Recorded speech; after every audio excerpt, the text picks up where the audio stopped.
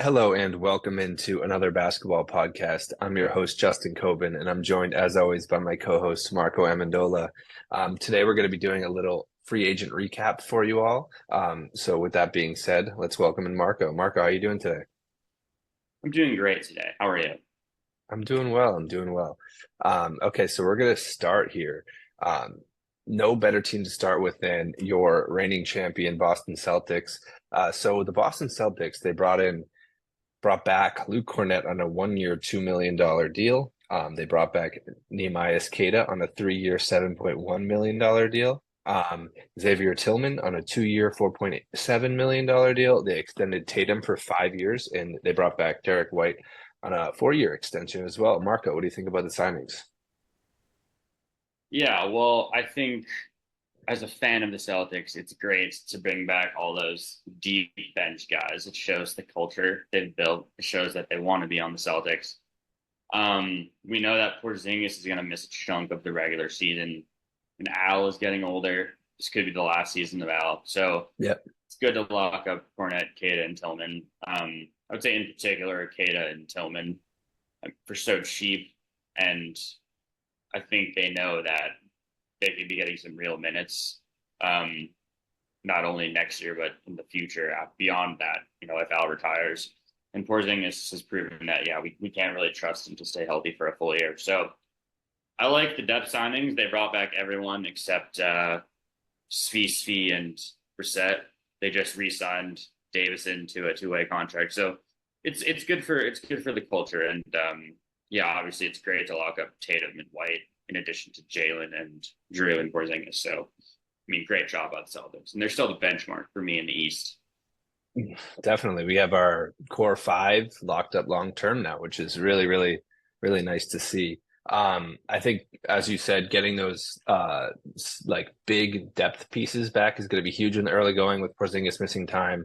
It just makes a lot of sense. Also spelling Al for moments. He rested on a lot of back to backs. Just good to get those types of guys in. It'll keep them at the top of the East, I think, next season. And then going down the standings, next we have the Knicks. Obviously, the big move was trading for Bridges, giving up four unprotected firsts to the Nets, one additional unprotected first round swap, another additional 2025 first via the Bucks, top four protected. So maybe that'll be a later pick.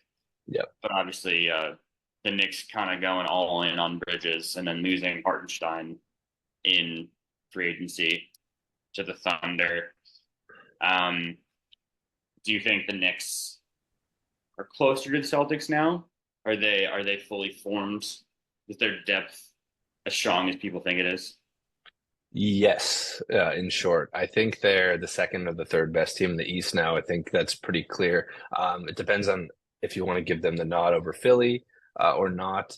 The Bucks are definitely at their ankles as well. We just haven't seen much from them this offseason. I think the Knicks really made an all-in swing. It really depends on how Randall meshes with that bunch, I think, because they have a lot of switchability now with their wings, with Hart, um, with OG and with Bridges. That's just a lot of defensive switchability and versatility that I really like. Just depends on how it meshes with the post big and Randall. And I like Mitchell Robinson if he can stay healthy too as their lone big. I think there needs to be a little bit more depth found there. I think they still have Jericho Sims, right? Yeah. So he would be their de facto backup five now. Losing Hartenstein's pretty big, but I think all in all, they took a swing. I think it was a little bit of an overpay, but let's say something goes wrong with the Celtics. Maybe he doesn't heal as fast as they'd like him to, or someone gets injured down the stretch. I think the Knicks are close enough where it could be their year. And with the Celtics, I mean, we have Tatum and Drew going to be in the going to be in the Olympics. Obviously, Hmm.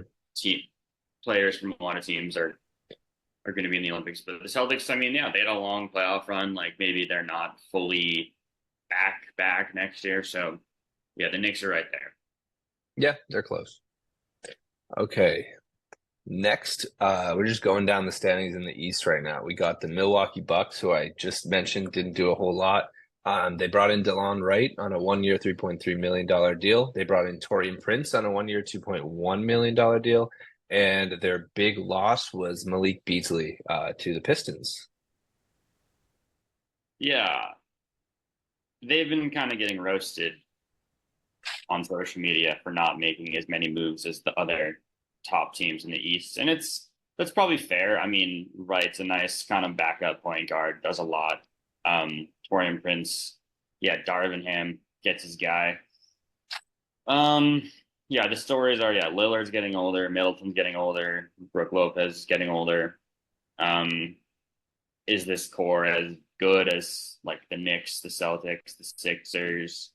Maybe not at this point, but I feel like with Giannis, they have a shot. And at the end of the day, their core still knows how to win. Like they've been through the long playoff run. So yeah, you don't love their moves, you don't hate their moves, but it may be a quiet. We'll see if they make any additional moves.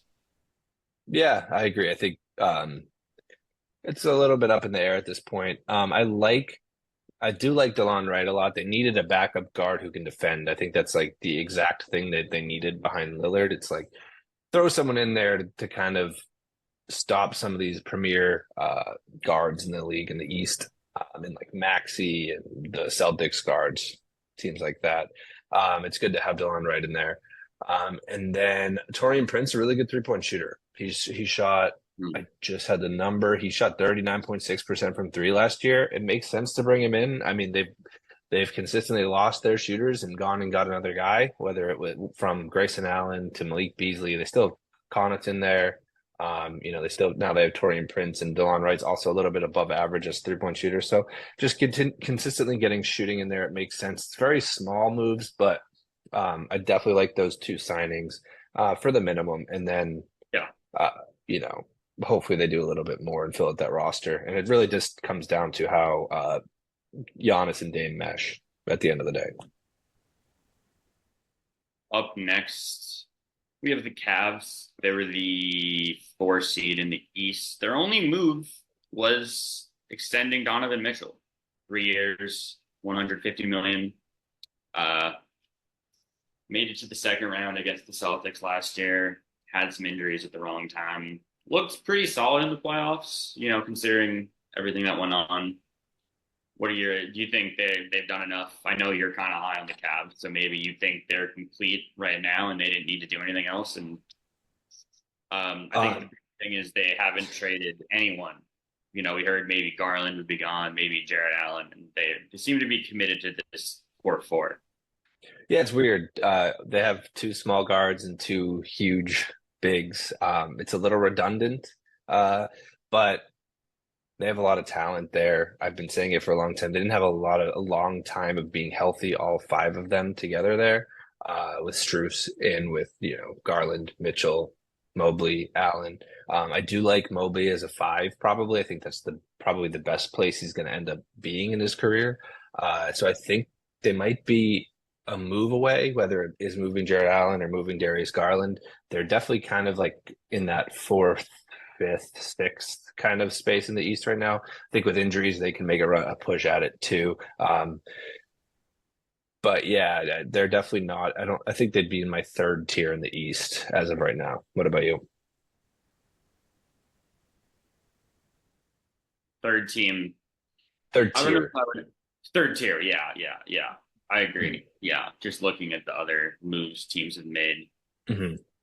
I would say they're a strong playoff team, but I don't. I need to see more Magic, not the team, the Orlando Magic, but more Cavs Magic to see kind of yeah, just to say they move up. I need to see more from them. Yeah, I mean, I think extending Donovan Mitchell's a no-brainer. Guys like that, I have a strong take on. I think you always bring them back on lengthy deals because they're movable and you'll get a haul back no matter what. Yeah, Even in cases like Kyrie, where shit goes off the rails with him, he still gets traded for a first. These types of superstars or almost superstars who are relatively young, their contract never turns bad. So from the Cavs perspective, it's a no-brainer.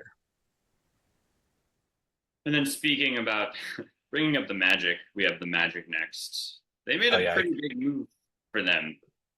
It's 3-year deal for KCP, two-time champ, re-signing Goga, Mo Wagner, Gary Harris, extending Jonathan Isaac and Franz Wagner, and then yeah, really their only loss was Joe Ingles. They waived Fultz and Okiki, so we might see more Cole Anthony, Anthony yeah. Black, Jet Howard next year. They have a lot of young guards, so they were maybe one of the surprise positive teams last year, um, and it seems like they got better. I like that you recap this one for me because I love talking about my Magic. I'm sneaky a Magic fan, and just getting KCP in there over a 40% 3-point shooter who can clamp up any team's like lead guard defender. It's elite. And Jalen Suggs is like the scariest defender on planet Earth. So combining them two in the backcourt is awesome. Would I like them to get another primary ball handler? I think yes. There's plenty of options they could try to go out and trade for to give different looks at teams.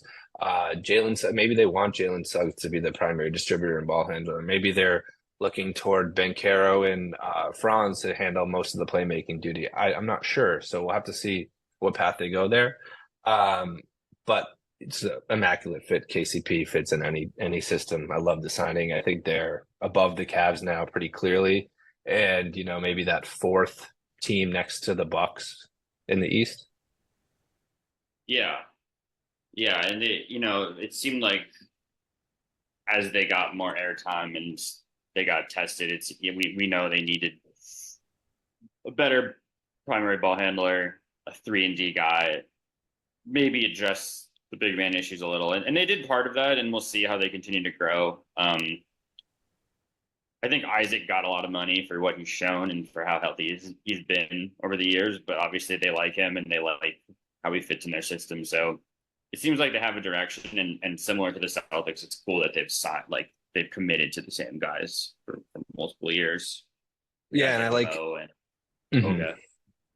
And just replacing Gary Harris with KCP is just 10 times better. I love it. I love it from their perspective for sure. And yeah, I mean Cole Anthony's a good spark plug off the bench. I don't know if he's anything more than that, but yeah, I really like what they did. And then we can move on to the Pacers, who brought back Obi Toppin on 4-year, $60 million deal, and they extended Siakam, or they signed him on a 4-year, $189.5 million deal. They brought in James Wiseman, took a flyer there, a 2-year deal, and they ended up losing Jalen Smith to the Bulls. Your thoughts? Yeah, I think the big win for them is re-signing Siakam. They Mhm. clearly like their team. Um, yeah, obviously made the East Finals. Lost Halliburton against the Celtics. They probably wouldn't have won the series anyway, but they feel like they're in the mix. They have some depth. They have Nemhard locked up for a while on a cheap contract. Mhm. Wiseman and Jalen Smith. Jalen Smith's a guy that I kind of liked when he was on Phoenix, and it felt like he should have been getting more minutes. And he hasn't really he's been okay. He can shoot a little bit. I think for me he's a meh. Wiseman's a meh. Wiseman seems to be not that valuable of an asset, but I think it's a good dart throw for them. It's just a guy to have out there, like for big man depth, and maybe he improves. I feel like maybe that's a better situation for him than like the Pistons. Having like a real coach in Carlisle and good vets around him. So I like the moves. And I think the big thing for them is just keeping their core together, and yeah, which is nice for a smaller market team. Yeah, how do you think the Pacers get to that next level? Like how far away do you think they are? It's tough because I feel like it kind of opened up for them this year with the Knicks having so many injuries. So it's like, could they really beat the new Knicks fully healthy now in a 7-game series? Like maybe on paper, no. Maybe Yeah. maybe they think they can. I don't know. I feel like Halliburton needs to kick it up to that extra gear in the playoffs. He was maybe a little disappointing. Um, thought Turner They're played well. Yeah, I think maybe they have the talent to be in the mix. Um, they have some guys like Walker, the rookie last year, and Ben Shepherd played a little bit in the playoffs. Like maybe if they take steps forward, they kind of yeah. We don't really know what we're gonna get out of Walker. I feel like he was a pretty high draft pick that was pretty much a Yeah, non-factor didn't last year. didn't play. So yeah, I mean, I guess just they're gonna do it the old-fashioned way with player development if they're ever gonna take that step. Yeah, But I mean, they need Halliburton to step it up too. yeah, I mean, Nemhard obviously Only took so a much clear. TJ McConnell and Nemhart can do. Yeah. Yeah, no, Nemhard took a huge step forward this year. And they lost Benedict Mathurin in the playoffs and whether or before the playoffs and whether or not he takes a step forward will be pretty important for them. Seems like they need a lot to go right to really make a run next year. Mm. They're young guys. They haven't really panned out quite yet as far as the high draft capital guys in Ben Mathurin and Jarris Walker. So we have to see if they do end up panning out or if there's a move to be made with them for a more win now piece in the near future. But I like what they're building. I think they're a little bit away. And I also wanted to mention on Jalen Smith. Mm. Last season, he shot 42.4% from three. Guess what his percentage Yeah. was the year before? Just take a Yes, guess. he could be. I know the Bulls fans were kind of psyched that they got him just as a fun young guy to watch. If they're going to be tanking, Mhm. like he might show something. So yeah, that he just kind of didn't fit in what the Pacers were doing. They gave some minutes to Isaiah Jackson, and yeah, I mean, Jalen didn't really play at all from what I saw in the playoffs. Yeah, no. I was gonna say he shot 28% the year before from three, up to 42%. It's very low volume on both, but it's kind of wild. It's just Yeah, we have to see if the 3-point shot is real on him, but he's an intriguing player. Not a huge fan, I, but we'll see. I was happy when he got traded from Phoenix to the Pacers. There was a stretch where he was like pretty good at fantasy basketball. It's like, I oh, know, I had him. I owned him on huh. $1 in our league. I was like, ooh, got my cheap big. He's, eighth and eighth then overall pick. never panned out. Yeah. No. Up next in the East standings, we have the Sixers, who maybe, aside from the Knicks, made the biggest splash signing Paul George, 4-year deal, 212 million. Also, Andre Drummond, Caleb Martin from the Heat, re-signed Oubre, extended Maxi. Lost kind of a lot of their guys. Tobias Harris is the big one. Sixers fans aren't mad about that. Batum, Melton, Mo Bamba, and Buddy Hield. So yeah, a lot of key role players gone, but they gained Paul George, Drummond. Drummond could end up playing a lot if Embiid is out like he normally is. I mean, they waived Paul Reed. Like Drummond, we could be seeing a lot of garbage Drummond stats. And then Caleb Yeah. Martin is a solid role player. So do you think that Paul George moves the needle? I mean, we kind of targeted them, the Sixers, as a team that were like a trade away from being a top 2 or 3 true contender in the East. So that kind of came true. hmm Um, I like what they did. I mean, obviously, like turning Tobias into Paul George is like masterfully done. You can't even say anything else about that. And Caleb Martin's just like the Celtic killer, Yeah. Oh if yeah. you will. So, don't really love him, just as a Celtics fan, but he's a good wing there. Doesn't score a whole lot, but provides some defense and a little bit of shooting there. Makes sense. Yeah, I mean, Maxi, Paul George, and Embiid is a scary trio. They had a lot of money to play with, and I think they got the best guy they possibly could in free agency. So I think they did really well. Whether or not I think that they're a threat to the Celtics, I've really got to see it play out. I'm going to say no for now.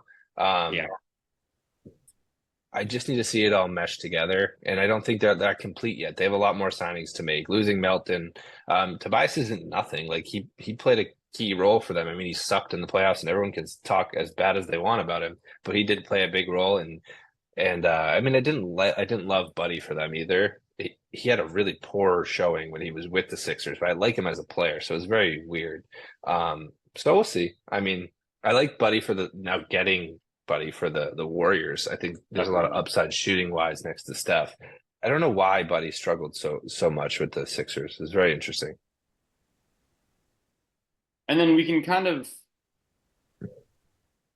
piggyback onto the Heat. And I saw something interesting. Caleb Martin had turned down a $65 million deal with them before taking way less money with the Sixers. So I don't know exactly what happened there. Maybe he thought he would get more than that 5 year 65 and then just ended up having it completely backfire.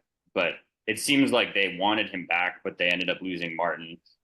They lost Wright, like we said, who's now on the Bucks. But they didn't really make any moves. They re-signed Bam, Kevin Love, and Thomas Bryant. Weird offseason. Fans aren't happy.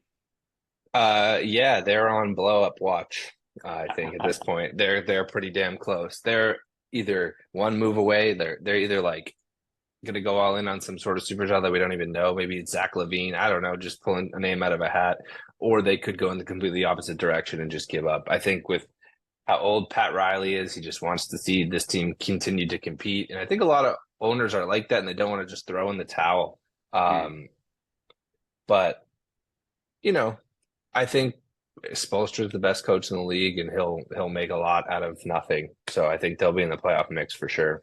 So don't think they'll be the title contender, but we'll see. Yeah, I agree. They're always going to be in the mix with Spoelstra and at the very least Bam, Jimmy Hero. They have players, but they Yeah. have top tier contenders right now. I mean, we could see a step up from Jaquez or Jovic. Mhm. There's some upside there. It's very little, but Quietly, Terry Rozier still yeah. I forgot about Terry. forgettable, Uh, forgettable trade.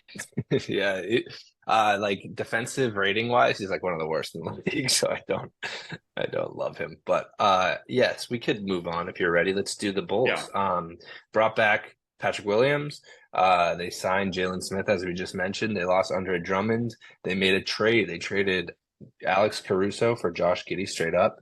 And they made another trade where I think it was a sign and trade, losing DeRozan to the Kings, and they got Chris Duarte in 2 seconds in. So, your thoughts? yeah. I think everyone kind of wishes they got more in return for Caruso, at least some seconds, just something. I think they got a solid return. Just the fact that they got anything for DeMar in the sign and trade. So yeah, it'll be interesting to see what they do with Levine and Vooch.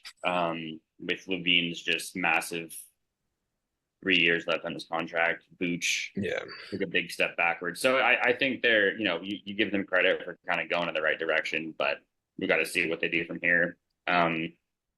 Patrick Williams maybe has been a little disappointing. I was told he would be baby Kawhi, and we've seen flashes, but that contract, I mean, what, 5 years, 18 million each year, that could end up being kind of a steal if he develops and they're becoming slightly more relevant in the next couple of years. But yeah, I mean, I like some of their guys. I like Desumnu. I like Giddey.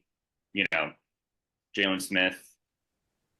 I, you respect what they're doing. It's time. Yeah. Patrick Williams has been a very good 3-point shooter over the course of his career. He's a really good defender. He has a lot of upside. He's shown flashes. Yeah. He's consistently in the almost 40% from three on very low volume, which is insane. Um, I think the Giddy upside is real. And I think if you pair that alongside Desunmu, it kind of makes sense. Defensive guard and then like a playmaking guard, like it works. I think there's a long ways to go for them from here though. Like they're at the very beginning of a blow up. I think they keep waiting way too long to move their guys where they get nothing for them, and that's just not the way to operate a franchise. But um, yeah, I like the direction. The direction is positive. Time to throw in the towel. It has been for 2-3 years, and here we are. And we've kind of used them as an example over the past few years. It's the team that's like chronically in limbo. So it is good to see them at least have some more direction now. And we said that in the last pod. I was like, Yeah. if this Yeah. is a sign of things to come, I like it for them. And it as we've seen, it's been a sign of things to come. So I like it. Another team kind of in limbo. They have a few paths. The Atlanta Hawks Hmm. made a pretty big trade early on, trading away DeJounte Murray to the Pelicans for Dyson Daniels, Larry Nance Jr., Mhm. EJ Liddell, who has not played much. And Yeah. also two first round picks, the Lakers unprotected first for this upcoming draft, 2025, and then the Hmm. worst, so meaning the higher pick between the Pelicans and the Bucks in 2027, top four protected. So that could be, you know, Bucks get a little bit worse by then. Pelicans get a little bit worse. That could be not a terrible pick. So, what do you think about that return for Murray? And I know you're kind of a Dyson Daniels guy, so you have Yeah, I some. mean, it's the right type of guard next to Trey, just like a defensive stopper. And Dyson, if he does develop into what they want him to be, it's kind of like a second draft guy. You take a shot on a guy 1 to 2 years after he's drafted who's struggled. You get him in for cheap. It's kind of like a draft pick in a sense. Um, so I like it. The Lakers first is the one that intrigues me for sure because it's the Cooper Flag class, and the Lakers have, they could easily miss the playoffs in the West and then be in the lottery. And crazy things happen in the lottery these days. So that pick could end up being really Yeah, good. the draft is as good as people think it'll be. If it's like a top 14 pick, that's solid. We've seen that that's kind of the sweet spot for some deep drafts. So yeah, Hmm. definitely Yeah, a valuable pick. they had the first pick this year, so maybe the lottery luck will continue for them. Yeah, But I mean, yeah, again, like it's another team that I like to commit to going young. I don't know what's next for them if they're going to hold on to Trey. I feel like they still think Trey is the answer there. So, you know, maybe they probably have to start trying again soon, right? and it's interesting that they really committed to keeping both Capella and Okongwu. Like Hmm. they've been this team with seemingly a lot of trade assets over the years, and they've kind of hung on to them. So it's like, yeah, they've had kind of a questionable direction, and it'll be interesting to see who else they trade. I mean, Bogdanovich, they have a lot of guys that you would think they could get some return for. Yeah, it's true. They're not all young still. They still have Capella. We've been waiting for them to trade Capella for like I six know, years now. It feels crazy. like. Yeah. Okay. So moving on to the Nets. Not a whole lot here. Besides the Bridges trade, just getting in tons and tons of picks, and then bringing back Nick Claxton on a 4-year, $100 million deal. Any thoughts? Kind of the same thing as the Hawks and the Bulls. Like you respect the commitment to trading Bridges, getting some picks back. Um, we've said in the past they have kind of some tradable assets, guys like Finney Smith and Cam Johnson, and I mean now Bojan Bogdanovich, guys Yeah, that true. don't really fit this like young rebuilding timeline. I don't know. I feel like the big thing for me with the Nets is like, do they have anyone that they could remotely build around, like Cam Thomas, Dariq Whitehead, Noah Clowney? I don't know. None of them are moving me. Um, so yeah, maybe they tank for a year, 2 years, 3 years, and just get more talent. I think that's what they need. Yeah. Paxton, yeah, seems like a good value for him. And there were some questions if they would trade him or if he would sign somewhere else. So interesting they re-signed him.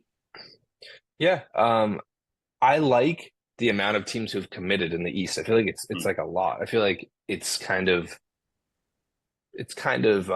like there's finally an answer to what each team is doing now in the East. Maybe besides the Heat, pretty much every team you kind of know where they're at. The Wizards last year committed to going young. The Nets have now. The Hawks kind of have. The Bulls are starting to. The Pacers are pushing. The Magic are pushing. The Cavs are pushing. Bucks, Knicks, Sixers, Celtics. You kind of have every team kind of has a direction. The Raptors are relatively young as well. Um, I like that there is some clarity there for each team, and no one's in that limbo really. Besides, again, maybe the Heat.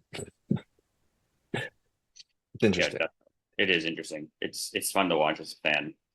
Yeah. So we're gonna just quickly take a break after we wrap up the East here. So Yeah, we'll go with the Raptors quick. They brought back or they re-signed Garrett Temple, very big move. Uh, huge. They traded for Alexander Vezenkov, Davion Mitchell, and Jamal Sheed, their 45th overall pick. Any thoughts with the Raptors? Well, another team that's kind of recently committed to the rebuild. Vezenkov was a guy that was kind of a big under the radar signing for the Kings last year. People thought he would play valuable minutes, and I think he was solid at times. It seemed like he wasn't maybe the best fit, and it seems like he doesn't want to play in the NBA anymore. I saw that was a headline, so Oh, who I knows didn't know what that. he's gonna. No, I don't know what his deal is. He might not play next year. Davion Mitchell's a guy that showed flashes his rookie year, um, kind of as a defensive like backup point guard, a guy that you can throw on a great score, and he was pretty solid defensively. I think he maybe didn't progress as much as they were hoping. He's an older rookie, so that kind of Yeah. makes sense that he came in like as an older rookie and was good right away. Um, and I don't know much about Jalen McDaniels. I know that Raptors fans said he was one of the worst basketball players they've ever seen. So that was kind of a nothing burger of a trade. I think Mitchell probably has the highest upside of that. But for the Raptors, I mean, I like quickly. I like Barnes. Grady Dick is interesting. So Mhm. I think that's kind of their core, and we'll see how they do. We'll see if someone steps up. They have solid role players: Pirtle, Olenek, Bruce Brown, RJ Barrett. I left out of that core. He's so yeah, but I like Scotty. I like quickly. It's a fun team. Yeah, the Sixers fans are, I mean, the Raptors fans are right, by the way. J Jalen McDaniels was one of the worst basketball players Yeah, that shot 34% from the field, and that 16.9% from shows three. you like the Kings were just done with Davion, and just, like Yeah, they were like, all right, we'll take Jalen. Like, fine, just get these guys out of here, and like they yeah, kind of reloaded in their own way. So that was a funny trade. yeah. Do you want to quickly wrap up the last few teams? Yeah. So then our last two teams, we have last three teams. We have the Hornets, the Wizards, the Oh, Pistons. three, yes. Um, we'll just run. I'll run through the all of them moves, and then we can talk about like who we think Okay, is going to be trash next year. Hornets sure. re-signed Bridges, 3 years, 75 million. Got Josh Green from the Mavs in the Clay Thompson deal. Also have Reggie Jackson now for some reason. Yeah, They have a lot of young guards like Nick Smith Jr., Amari Bay. Like I don't know, they shouldn't have Reggie Jackson play. they have so With many young guards. very very strange. I kind Mhm. of get it. Wizards signed Valanciunas, which was maybe surprising. 3 years, 30 mil. Resigned Mhm. Rashawn Holmes, another big. Trade away Denny, who we talked about last episode. Kind of had a mini breakout last year. He Traded did. him to Portland for Brogdon, pick 14 in the past draft, which was Bub Carrington, who seemed solid, and then a first way down the line, 2029. And then the Pistons made a lot of moves, signed Tobias Harris, Malik Beasley, lost Tim Hardaway, lost Quentin Grimes, re-signed some guys. So all maybe got better in their own way, but still clearly at the bottom of the East. And yeah, I think for me, like over that three, the Hornets are probably the best team. They just need to stay healthy. Hmm. Josh Green is solid. He's a real player. So He they is. have Melo, Miller, Mark Williams, Bridges, Green, Nick Richards is solid. Like they have players, and it's just a matter of LaMelo staying healthy. Yeah, health for them for sure. I definitely like what the Hornets did. At least they got Josh Green for nothing. It makes sense. They have the cap to take contracts like that on. Signing Bridges, I guess, is fine if you can look away from his issues with like domestic violence and such. But the Hornets are one of my favorite long shot bets to win the what is their division? Southeast. The Southeast Division. It's 150 to 1. I just like the flyer. It's like the Heat are one of the favorites in the Magic. I think the Magic should run away with it, but at 150 to 1, it's worth a dollar. And then yeah, like I like the Pistons what they did, just getting shooters in there. I think when you draft and have so many non-shooters in that lineup around Cade, it's going to be hard for that offense to make any progress. So just getting Tobias in and um, Malik Beasley in there, and and Tim Hardaway, just getting a lot of shooters around a lot of non-shooters.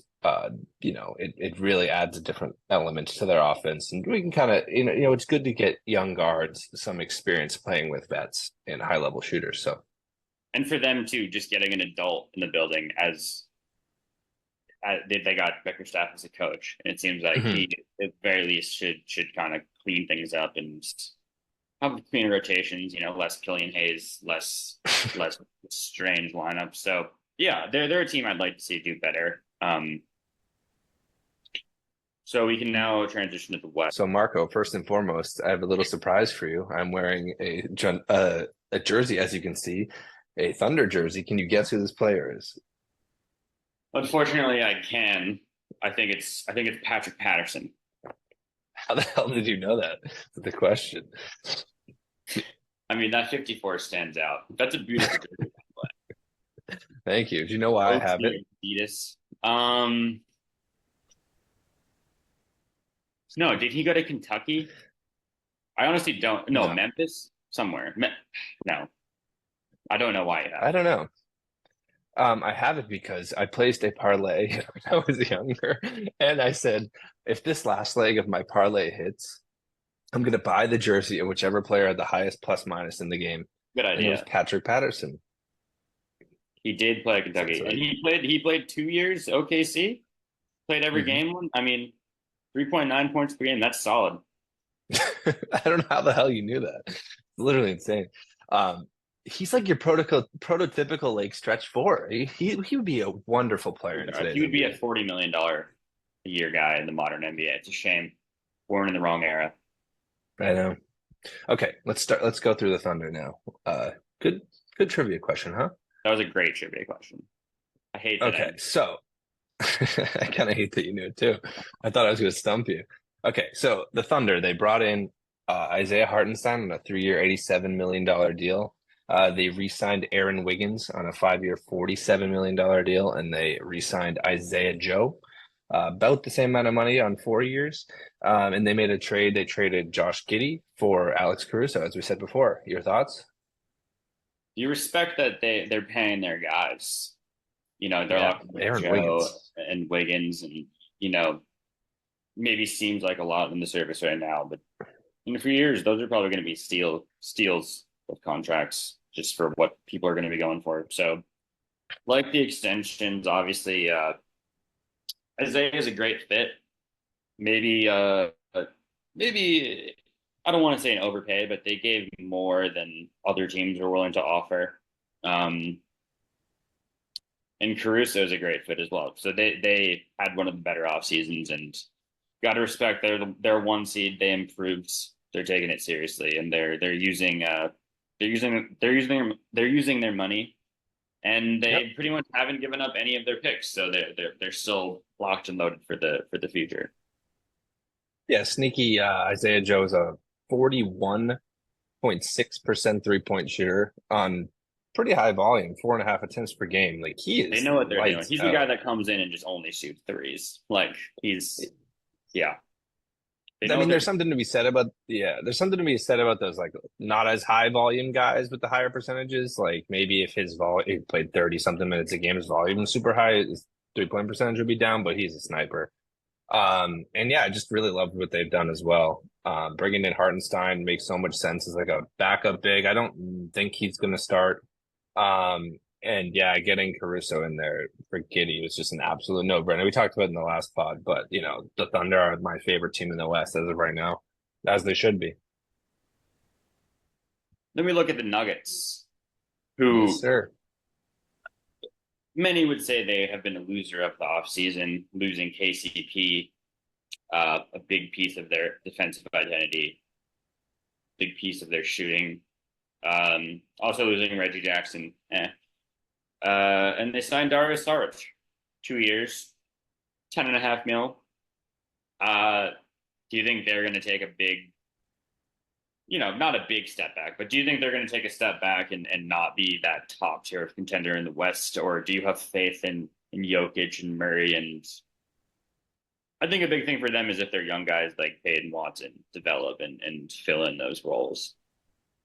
Exactly, like the Christian Browns, the Julian Strathers, Peyton Watsons, the Jalen Pickett's. Hopefully one of those guys takes a step forward. I still like the Nuggets. I still think they're two in the West, maybe three, but losing KCP is huge for them. Um, it's a big deal. Like losing their sniper, their primary on-ball defending guard is a big deal. Um, but I believe in Jokic, and I think that the team's so solid that I think they're going to be in the mix for the one seed. I do believe that they must have a plan with one of their young guards. I just have to. Yeah, I believe in Jokic too, and I think they'll be all right. I think that's a big deal, though. I definitely don't have them as the best team in the West as of right now anymore.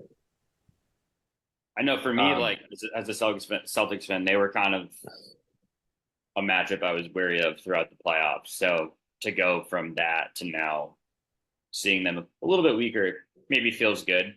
Just it makes them a does. little bit less scary. And yeah, Yeah, spoiler alert, I have a trade with the Nuggets that makes them maybe the best team in the West oh, again. So okay. I'll present that to you later when the time comes. We're gonna do that after this, by the way. And then okay, so we're moving on to the Minnesota Timberwolves. They lost Kyle Anderson. They lost Jordan McLaughlin and Monte Morris as well. They brought in Joe Ingles, PJ Dozier, um, and they drafted Rob Dillingham. So those would be their three moves. They traded a couple picks to get Dillingham in. What do you think about the Wolves offseason? Yeah, I mean, I think slow mo Kyle Anderson's kind of a big role player for them. Yeah, That's not a nothing loss, and I think losing a little bit of guard depth with Monty Morris and McLaughlin, like I think they're both sneaky good. And then you look at who they have now that will be maybe taking those minutes. They have young guys, Leonard Miller, Josh Minot's been kind of in the mix the past couple of years, hasn't really played. Ingles, is he really going to make that much of a difference? no, probably not. Dillingham, yeah, you see, Dillingham's interesting because they took him early, but how much is he really going to play on a team that won almost 60 games last year? Like, I think they have some question marks. Obviously, they kept their core together, but they lost some pieces. Um, Yeah. yeah, they're, Um, they're they're still in the mix, but that you see the moves OKC made, and you're kind of like, oh, maybe the Timberwolves got a little bit worse. yeah, it seems like it hinges on how good Dillingham is right away, honestly. Like it kind of felt like a win now swing for a rookie. I mean, if he plays 15 to 20 minutes a game and is like that type of spark that they need off the bench behind Conley, like that could be great for them. But as of right now, I still have them behind the Nuggets. Um, they're in the title mix. They're toward the top of the conference for sure, but I would not have them as my favorite. Another team, probably under the Nuggets, the Clippers. Big move. No more Paul George. Uh, no more Plumlee. No more Daniel Tice. Who's solid. Re-signed Harden, Yes, 2 years, 70 million. Signed Kevin Porter Jr. kind of just out of nowhere. that was crazy.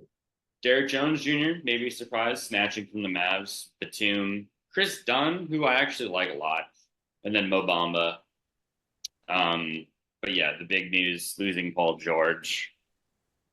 Is their window done? Are they no longer a long shot even for the title? I mean, I think the answer to your question is yes, unfortunately. yeah, I Derek don't, I Jones don't, hate, I Jr. don't hate that, but I think they've got worse. Oh, they've got much worse. Derek Jones Jr. was great for the Mavs, but he just feels like a guy that goes into the Clippers system and he just reverts back to his old ways. Is just not that good of a player. I feel like the Clippers always do that with guys. Uh, but we'll see. Like I felt like Batum really hit his stride when he was in Philly last year in the playoffs, and he struggled. He wasn't that good for the Clippers back in the day when they had him and Covington there. Covington wasn't. did not thrive with the Clippers either. I don't really love how they utilize their guys around their stars. They keep doing weird things, like they brought in Primo, and now they brought in KPJ, just taking guys who have a lot of question marks around them. I get it; they're like upside flyers, but and KPJ's probably really good at basketball still, but it's kind of icky. Yeah. I'm not a huge Clippers guy. Losing Paul George is a really, really, really big deal. I think they should have offered him the max. You kind of have to with that team, unless you're tearing it down, and they kind of find themselves in maybe playing in the West status Yeah. potentially. Yeah. The West is just super deep. Am I too harsh? No, I think that's right. Okay, so now the Mavs. So they brought in Najee Marshall, 3 year, 27 million. They got him to replace Derek Jones Jr., who I just touched on, who had a great season for the Mavs. They brought in Klay Thompson, pretty big deal, and Quentin Grimes, and they traded away Hardaway and Josh Green in the process. Yeah, Your I thoughts? think I like their moves. I think we saw kind of how their guys came together around Luka last year. You know, they maximized guys like Josh Green, Exum, Derek Jones Jr. And they got rid of Hardaway, who was maybe just a complete net negative. They got rid of Jones Jr., Josh Green, and they got Klay Thompson, one of the best shooters of all time. Probably well past his defensive prime, but still can give you something. Quentin Grimes has been a sneaky guy, 3 and D. Kind of got lost in the mix last year, ending up on the Pistons. But I think he's a solid pro. Like if he's in their top 9, 8, like he's a real player. And Najee Marshall, the guy who's shown us a lot offensively, has been really productive when he's gotten more minutes. So fun off season, and I think a big thing for them is just Luka's stamina. I mean, he's been playing a lot. He recently had a quote where he's like, "Yeah, I'm just gassed. I need to rest." So it'll be interesting to see like how they come back after making the finals. But I like their moves, and it's cool that Clay signed kind of a longish deal. Like we'll get a few years of this group. Yeah, I don't know enough about Najee Marshall to tell you if he's an amazing defender, but losing Derek Jones Jr. was a Mm. pretty big deal, I think, like as their wing stopper. He played a huge role for them in the playoffs defensively. But they still have Lively and Gafford to kind of clean up in the paint, and PJ Washington's a great defender too. It really does come down to Clay. I think it all is going to hinge on Clay. If he's shooting like he used to shoot. I mean, he's still above average of a 3 point shooter. I think he's like 38, 39% as of last year. I can pull up his numbers now. But if he's back over 40 like he once was, if he's playing decent enough defense, that's like exactly what they needed was like a 3 and D guy um, who can just shoot for them. They were missing like every three come the final series. I like Derek Jones and PJ Washington were shooting above their head in every other series, and then they come right back down to earth because they're not actually good shooters. So getting Clay in there, beautiful. I think it was the perfect fit. I was so critical until they did the Clay signing. So I'm happy that I'm positive on this podcast today. They're high on Jaden Hardy, so let's see if he seems to be kind of just maybe a flamethrower off the bench. Like so, I don't know how much he adds defensively. I don't know where he fits in exactly, but they like him. They have Omax Prosper who didn't play a lot, so yeah, they interesting team. But I'm glad they got Clay. Yeah, I'd put them in that right next to the Timberwolves, maybe slightly above, mixed with the Nuggets. I think that kind of be where I'm at on them. Maybe that's a little too high. I don't know. Another team in the mix, a lot of question marks. The Phoenix Suns uh, added Mason Plumlee. Wiley had a good year last year. Added Monty Morris, good point guard off the bench. Resigned Bol, Damian Lee, Royce O'Neal. Lost Eric Gordon, who played big minutes for them, and Drew Eubanks, who I kind of like, maybe irrationally, but I feel like he's a solid, deep bench guy. But I guess they made the kind of moves you can make when they're tied up with their money. Like they did very small deals, and yeah. Do you think that they're a legit threat in the West, or do you still think they're far from the previous They're team? they're like the they're like the team where everything needs to go perfectly right Mhm. for them to win the finals, and I highly doubt that it does with their injury issues in the past. But we're exactly where we were. And if Yeah. Bud can come in and bring them to the playoffs, and then their players can stay healthy for the entire playoff run, they could maybe win the finals. I'm probably at like 2% likelihood, but I don't know. What about you? Yeah, I mean, next year, like 2025, 2026, KD, Beal, and Booker are all going to be making over 50 million. So that kind of puts a limit on their depth. So yeah, I agree. It's like best case, they need everyone to be healthy. They need it to mesh perfectly, and I just don't know if I see it happening. But you know, they're a fun team to watch, and I don't know. They've sort of become a team that people hate, like just a default Yeah. team where it's like funny when they struggle. But I wouldn't hate to see them in the mix. I like KD. Yeah. It'd be interesting. I just don't know if Nurkic is a winner. I'm unsure about that. So they might have to make a move with him at some I point have down the him road. in one Maybe of my that's the. I have him in one of my trades. Oh, No you spoil, do? Okay. but he was I the was guy that looking at. yeah. Hmm. I was looking into Nurkic trades too. I think losing Eric Gordon's kind of a big deal. He played a pretty big role for them too. He gives them three shooting. Uh, Like yeah, he's a good fit around their kind of one dimensional offense. yeah, but they're just gonna be asking a lot of Grayson Allen, and they just have like not a lot of defense. I don't know. We'll see how it goes. I'm not out on them entirely, but I think a blow up is maybe soon to come. Speaking of blow ups soon to come, the Los Angeles Lakers. They brought back Max Christie on a 4-year, $32 million deal.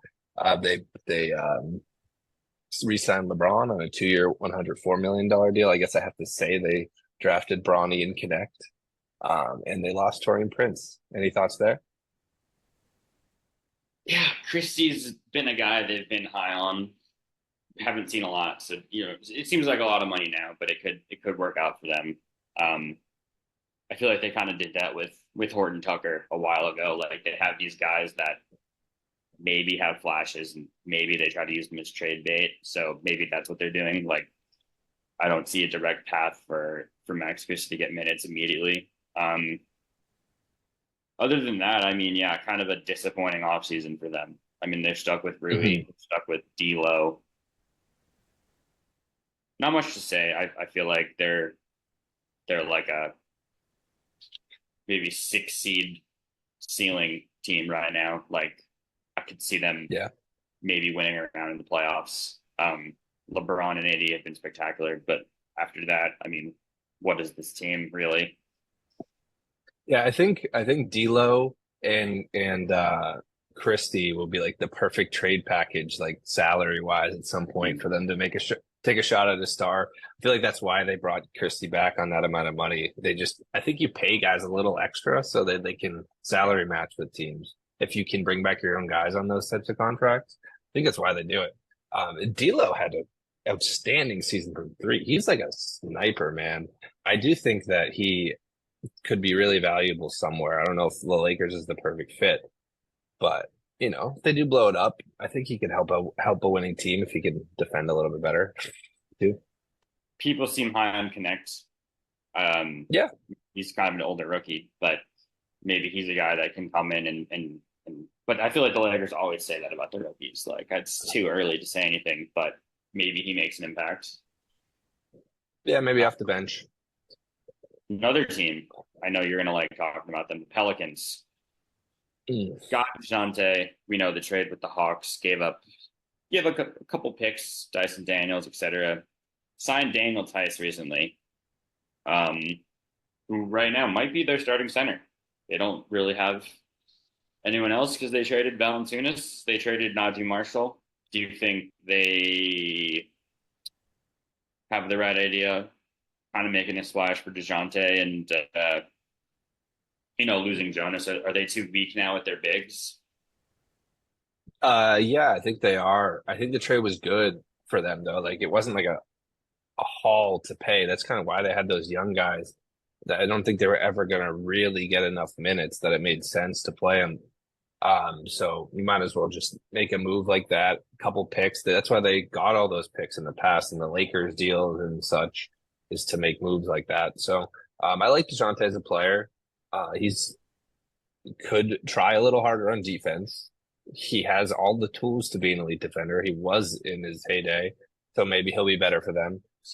And he fits next to McCollum as well. That like he's a little small, like McCollum's a little smaller, and Murray's very long, so it makes sense. Yeah, they definitely are big away though. Like their team's really, really deep.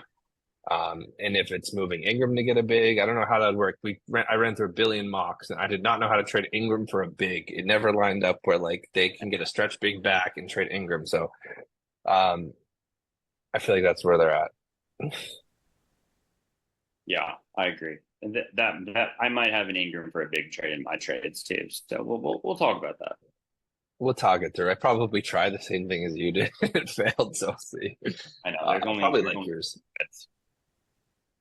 All right. So I have a Ingram for a big trade too, but it's super lame. We'll talk through it. Anyway, the Kings, they brought back Malik Monk, Alex Len, and they brought in Jordan McLaughlin. They got DeMar DeRozan via trade and Jalen McDaniels, which we talked about via trade. Your thoughts?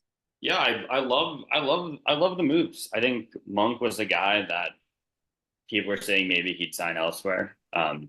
He's been really electric off the bench for them past few years. Huge part of their offense, huge part of their identity. Um, I know Herter was a guy that they were kind of throwing in trade proposals, and they got to keep him. They kept Keegan. Um, DeRozan is one of those guys who has become maybe underrated. It'll be an interesting fit with Sabonis and Fox, but I mean, he was kind of the best guy available at the time that they traded for him. They didn't give up too much. Got rid of Harrison Barnes, got rid of Duarte, who's probably not very good. And yeah, I know we're both big on Keon Ellis.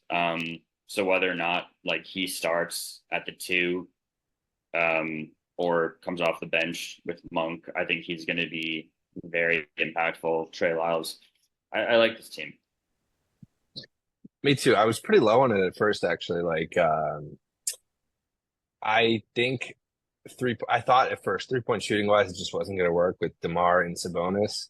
Um, and then I dug a little deeper into Fox's 3-point numbers. And man, if he's a real 3-point shooter, like his numbers show from last year, 36.9%, little like slightly above league average. I think it's 36.6%. Jumped up from 32% the year before, 29.7% the year before. He was a pretty bad 3-point shooter. If those numbers are real, alongside Herter, alongside Monk, alongside Keegan Murray, then there's enough shooting there for it to make sense with DeRozan. DeRozan is not a high volume 3-point shooter. He's a mid range scorer. We all know that. The offense is going to run through Sabonis. They have a lot of star power, very fast offense. I think it could work. I'm really excited for them. I think they're in the mix for like a 4 seed. Maybe they could make a run at a deep playoff run. So I'm happy for And I them. think even like McLaughlin's solid. I don't know how much minutes he'll get, but probably an upgrade over Davion Mitchell. Like he's a real point guard. So good moves. I think yeah.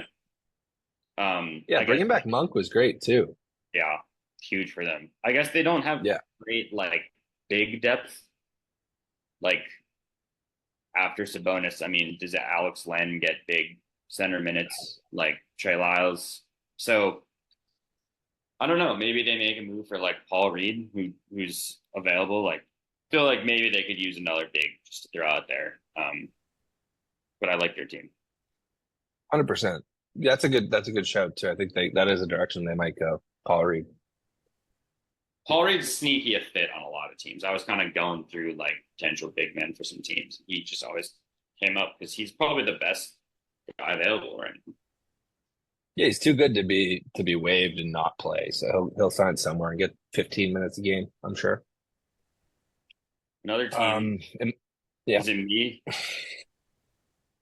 I'll say Yeah, I don't know. I was just gonna do it too. Go ahead. the Warriors, similar last year to the Kings. Obviously losing play, Saric, Chris Paul, gaining D'Anthony Melton on a very friendly contract. Buddy Hield, Kyle Anderson. I think we both think sneaky, pretty good offseason considering they lost Clay. We like their ads. They Mhm. kept their young guys. They have Kuminga, Moody, Hawks, Trace, like sneaky deep team. Yeah, they have a lot of guards at this point. Um, I like what they did in if their idea is that Clay is washed and Clay was never going to benefit them, then bringing in guys who are a little bit more shifty defensively and who can shoot like Heald can and Melton can, it makes sense. And Slow-Mo's a good get for them too. It does feel like they're maybe a move away from being in real title contention. I do think Steph is still one of the best players in the league, but they kind of lack that secondary option. Yeah, that's a good point. Like they weren't willing to commit much money to Clay, so um, they feel like they spent their money smarter, and it might not be the flashy names, but they're probably realistically better in the long in the long run. Um, Yeah, of course, younger. didn't do much. Like I like all the guys they added.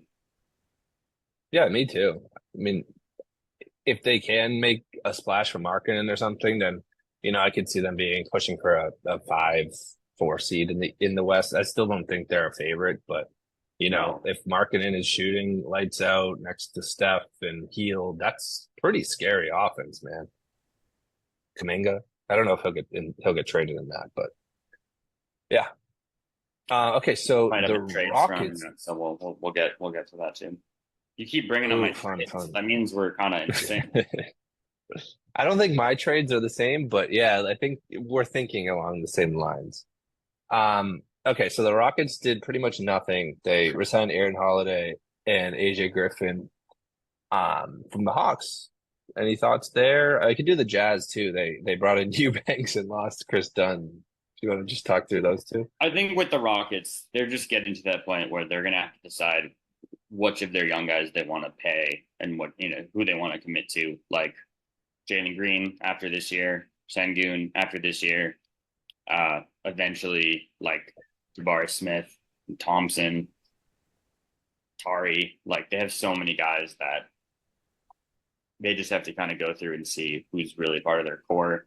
They're throwing a lot of money at Van Vliet and Dylan Brooks, so it's like you love the talent, but you need to see the direction they go in, and maybe they're a team that starts the regular season with this team and then kind of see how it goes and see if they make a move mid-season. Because someone is going to be an odd man out there, whether it's Jalen Green or maybe Sengun. Like we don't know.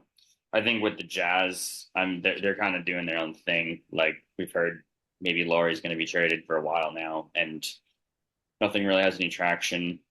Um, they just have a lot of guys. It's like, what are they going to do with Jordan Clarkson, John Collins, Sexton? Like, it'll be interesting. And I feel like as a Celtics fan, I kind of have blind faith in Danny Ainge. So it's like I'm waiting for the big move, but who knows what's going to happen? I think people like Cody Williams, who they took, um, obviously they have like Keontae George, Taylor Hendricks, Sensabaugh can score. So it's like, yeah, we'll see what they do. I think kind of similar direction to the Rockets, but not as far along. Like the Rockets are kind of more built to win now, and the Jazz are clearly a few years away, but both kind of need to figure out what they're doing.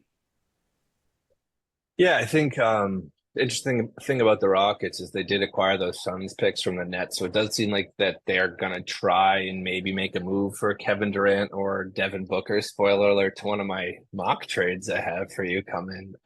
So yeah, I think that's like one route they could go. It does feel like they're a superstar away from actually making a push. They could be in the play-in mix this year, it seems like. They're a really deep team, but who the heck is their best player? I don't know. Is it Sengun? Is it Jalen Green? Like, is it Van Vliet? They have a bunch of really solid players and they go really deep, but they don't have that like surefire star, I feel like. Yeah, yeah. So it makes sense that their long game is trying to get a guy like Durant or Yeah. in that caliber, and they're almost like what the Nets wish they were. Like the Nets kept saying, "Oh, we're a team where we have all these guys that could be useful, but we don't have the star." And it's like, are you though? Like the Rockets actually have these talented pieces where you're like, all right, well they're like one piece away from maybe being really really strong, which is cool. Yeah, like the Raptors with when they made the Kawhi deal type of Yeah, thing. yeah, I don't know if you go after. It depends on the price on KD, but Booker would obviously make more sense like long term alongside some of their other young pieces. And then yeah, for the Jazz, I'm with you on Ainge. Like I trust the guy. I feel like they're gonna figure it out. He's gonna get a ton for marketing, probably more than we even could yeah, envision. Maybe 4 firsts in a player. Maybe he gets from the Warriors, Kuminga, Moody, 3 firsts, something crazy like that. It's totally within the realm of possibility. They have a lot of those like long wings. They have Hendricks and Sensabaugh, and they have John Collins who could be moved, and then they have a lot of guards. They just have so many guys, and Clarkson who could be moved. They have they got to try to keep starting Keontae George. They just have so many guys there. I don't know who's long for that team. It seems like Keontae, Hendricks, Kessler maybe are the three that are going to stay for yeah. sure. And then I don't know. Is there anyone I missed? No, I think kind of on the same page with the Jazz. Another team that kind of would be interesting to follow are the Grizzlies because they've made no moves. Mhm. And Jaw's back. Bane will be back healthy. Marcus Smart will be back. So they're kind of a team. They were 13th in the West, but they're fully healthy. They're at the very least top 7, 8 team. Um, Drafting Edie at 9 was interesting to me.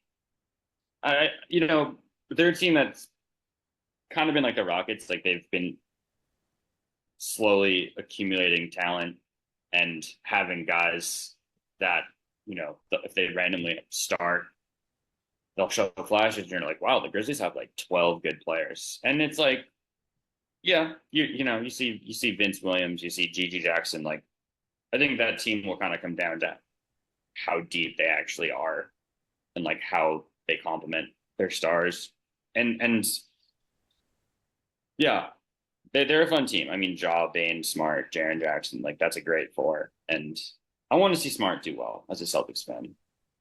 But they Yeah. they made no moves, and they're kind of different than these other bottom feeders. We still have the Spurs and the Blazers. Like the Grizzlies are just on a completely different path than them. So they're unique here. I always go back to 3-point shooting, but I just don't know if they have enough 3-point shooting around Ja. Marcus Smart is a career 32% 3-point shooter. Not a very good 3-point shooter. John Moran himself is not a very good 3-point shooter. Jaren Jackson is a decent 3-point shooter. Desmond Bane is a very good 3-point shooter, but can you play a guy like Edie there with Ja No, and Smart? no, you need I'm like worried about them. maybe you need like some stretch big. You need someone who can do like whether it's GG. I mean, they like Laravia, but yeah, Edie is Yes, an interesting fit there. I know. Playing Jaren at the 5 would make a ton of sense for that team. I don't know if that's ever going to be the direction they go, though, but they have all those fours that they could play. Like you said, Vince Williams, Gigi Jackson, Larabi. I don't know if Vince is a 3 or a 4, but all right, He's their maybe no he's their 2. Swiss Army knife. He can do anything. Yeah.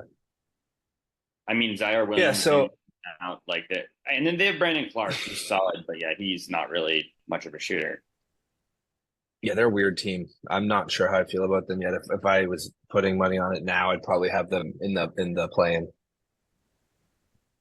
So, yeah, Um, I mean that's a testament to the West. yeah, the West. Okay, so the Spurs, they brought in CP3. Um, the Spurs brought in CP3.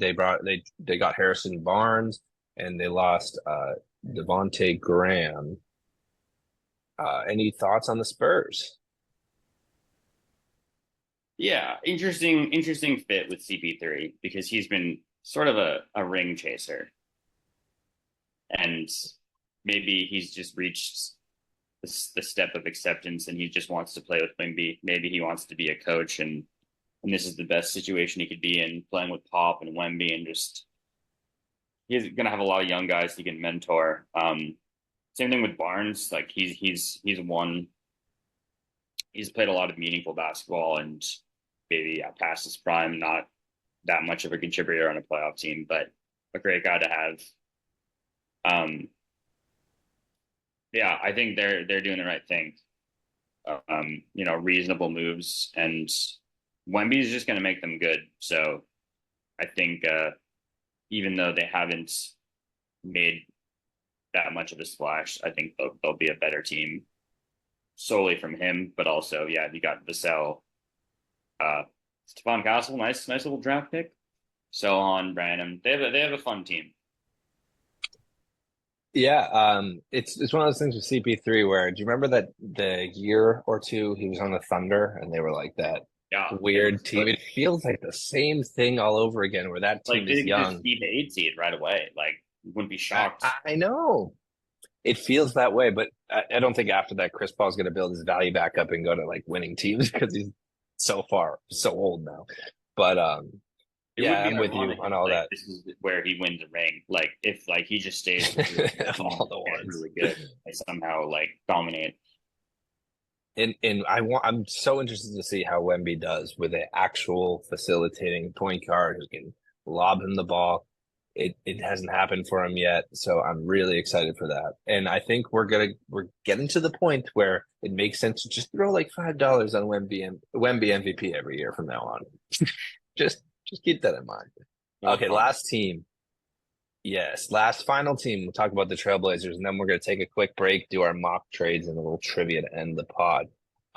Okay, so the Blazers added Denny Avdia for pick 14, Bub Carrington, 2029 first, and Malcolm Brogdon. Any thoughts on the Blazers? Yeah. Um, I like Denny.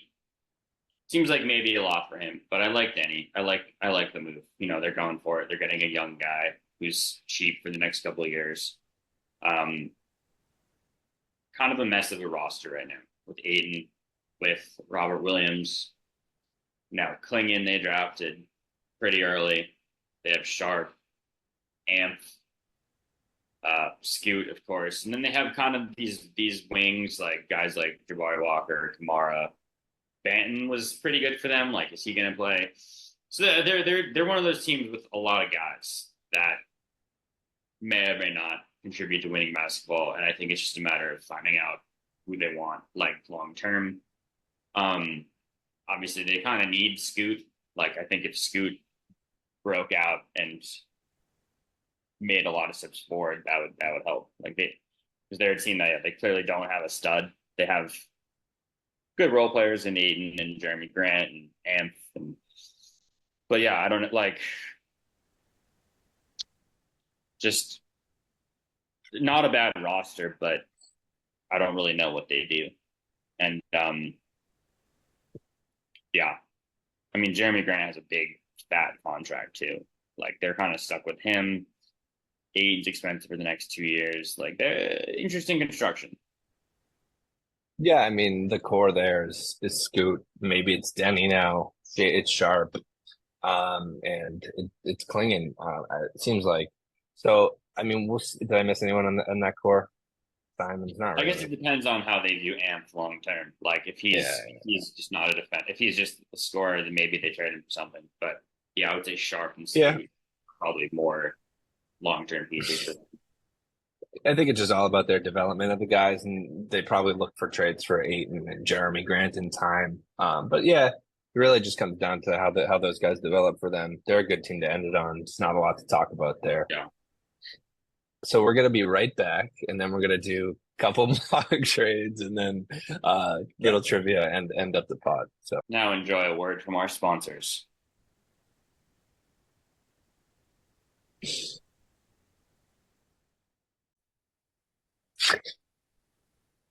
All right, fans of another basketball podcast. Our next segment. We're a big fan of trades here. Real trades, hypothetical trades. So we wanted to go through a few teams, come up with some mock trades. to make them better, to make their trade partner better. Some of them may be realistic, some of them maybe not, but we want to try it out. So this episode, we're going to be making mock trades for the Suns, the Rockets, Pelicans, Jazz, and the Bulls, all teams that have been kind of rumored to make trades. So we thought that was a good five to start with. We'll each give our own trades for each. So it'll be a total of 10 trades, two per team. So we'll do the Suns first. What was your trade for the Suns? Just talk through it. First and foremost, yeah, I just wanted to say we're gonna do this in six parts. We're gonna do this six Sure, yeah. segments. No, it's fine. I just wanted to mention it. We're gonna have five more iterations. Try to do a trade for each team in the league, if we can get through it, unless it's really redundant. But yes, for the Suns. Okay, I actually have two trades involving the Suns. You said we had the Rockets on the list, so I'll do the non-Rockets trade first. So. In my trade, the Phoenix Suns trade away Kevin Durant to the Indiana Pacers. Oh my God. Okay. Okay. The Suns trade back, or sorry, the Pacers trade back Jarris Walker, Benedict Mathurin, Aaron Nesmith, Doug McDermott to make the salary work, plus 3 first-round picks, 2025, 2028, and 2030. All The unprotected. All unprotected. The Pacers roster after this trade looks like Tyrese Halliburton, Andrew Nembhard, Kevin Durant, Pascal Siakam, Miles Turner, TJ McConnell, Ben Shepherd, Obi Toppin, and Isaiah Jackson. So that would pretty much be their rotation. Do you think it's the title team? That's a pretty good trade, honestly. That, it doesn't sound crazy. Like, obviously, maybe the Suns would want more, but that seems like a reasonable trade given where the Suns are at and given where Durant is at in his career. Like, Yeah. can you talk through the players again? It was Neesmith, it was Walker, Mathurin, and McDermott. Yeah. And McDermott, yeah. And then the 3 firsts. It says in my thing that the Stepien rule wouldn't allow the 2025 pick because I guess they moved their 2026. So it might have to be a swap, but either way, do you think that's like too much from either team? I mean, you could argue it that there's not a lot, like, maybe it's not enough from the Pacers in terms of like a raw prospect. He's Like, pretty, I mean, like he's Walker. pretty old. That's true. That's true. So maybe you don't want to give like a lock stud down the road. It's interesting. So would you say that the Suns blowing it up, or could the Suns be relevant with that return? Well, since I have another Suns trade, Okay. it is the beginning of the end for the Suns. Okay. Or the beginning of the beginning for the Suns. Do you want me to do that or one the- too? What? Do you want me to do that? Do you want me to do that Yeah, second trade you're as you're well? on a hot streak. I like it. All right. I didn't do Beal. I just didn't get to Beal yet. I think he's the hardest one to make work in a trade. Yeah. So Devin Booker is traded from the Suns to the Rockets alongside Grayson Allen. Okay. So the Rockets are getting Devin Booker and Grayson Allen, and they're giving up a lot. Okay. So it's Jalen Green, it's Reed Shepard, it's Dylan Brooks, it's Jock Landau, it's Phoenix's 2025 first back, it's Phoenix's 2027 first back, and it's an unprotected 2030 pick as well. Yeah, I like that. I like Is that a that too lot. much? So Yeah. is this assuming that Durant is gone? It depends on which, maybe they do them both like instantaneously so people don't know they're blowing it up. Maybe it's like they've had that in the works for a while. I can give you the Rockets roster really quick too, if you want to hear it What after it that would trade. look like? Yeah. So it would Ben- be like Sengun, Thompson, Jabari, Van Vliet, Jabbar. It's Yeah. it's Van Vliet at point, Booker at the 2, Amin at the 3, Jabari at the 4, Sengun at the 5. Eason, Whitmore, and Steven Adams would be their bench pieces. Might go a little deeper than that. I just didn't. But yeah, that's And my the trade. Suns would have Shepard, Green, Brooks. Maybe tradable down the road. Yeah, exactly. He's a salary matcher. They would get Mathurin. They would get What was the name of the big? Jarris Walker. Yeah, Jarris Walker, and then like six picks. Yeah, I think those are both actually pretty solid. Like, I don't know that the Suns would do that, and that's more a reflection of them than you. Like, I think they're probably they probably should do something like that, but those are way better than what I did for the Suns. This is my weakest trade. It's terrible. It's okay. Let's hear it. I, So I we was started with it. I was trying to keep the big three together. I was approaching it from the mindset of the Suns desperately trying to stay relevant, desperately doing anything to just make it seem like they could win it all right now. Hmm. But being a little bit more strategic about their lineup. So the Suns are giving away Nurkic, who Oh, has nice. 2 years left on his deal. Uh, Nasir Little, Hmm. 3 years left, and he's been a guy who shown flashes, but injury prone, hasn't done a lot. So Nurkic and Little, and a 2031 unprotected first round pick swap. So we're going deep in the Suns picks. They're getting rid of Everything. last picks they have to the Spurs for Zach Collins and Justin or Julian Champagny. Wow. Now that's not a sexy trade, I'll admit it. But Collins gives you shooting.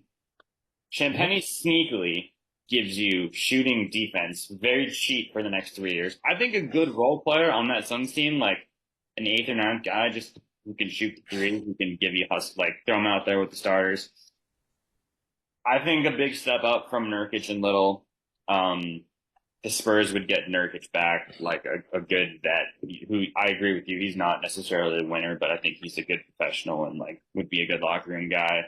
Nasir Little, upside flyer, like if he doesn't pan out, it's fine. And then they get a pick swap. They get likely a great Suns pick who will be garbage in 2031. So maybe the Suns wouldn't do that. Maybe that's not enough to move the needle, but I wanted the Suns to get a big that would stretch the floor more, who would give a little more defense. And I don't know. I thought that was a fun pick. I thought that was kind of like a random trade that maybe they would do. And it's definitely No, I, it's a hard team to trade from the Suns. So I had to think hard. it was unique. Like I didn't think to go the Nurkic route, which I respect. Was there a way to get like Trey Jones in there or something too? Maybe they could get Trey Jones and Zach Collins back. At least get like a secondary ball handler, like a backup point guard type of deal in that. Yeah, that's true. I'm looking at the Spurs roster now. I was trying to think because like Champagny is good, but he's solid, but I don't know if it's like quite enough to get the pick in No, it too. the more yeah, like Branham to me was like maybe the Spurs wouldn't do that, but Right. maybe he's more of a realistic guy, like Hmm. 2021. He's 2 years younger than Julian, like so on. Um, yeah, maybe Branham would be a better fit, but I don't. Yeah. I just wanted to get kind of a weird like not even B tier, like C tier center on the Suns that I think basketball wise, that would be better than Nurk, It and would be. I think that's it like would a be better slight too. win for the net for the Suns. So it's like, and he's injury, Yeah. so he fits in too. Like, it's kind of a that was trying to get in character as the Suns.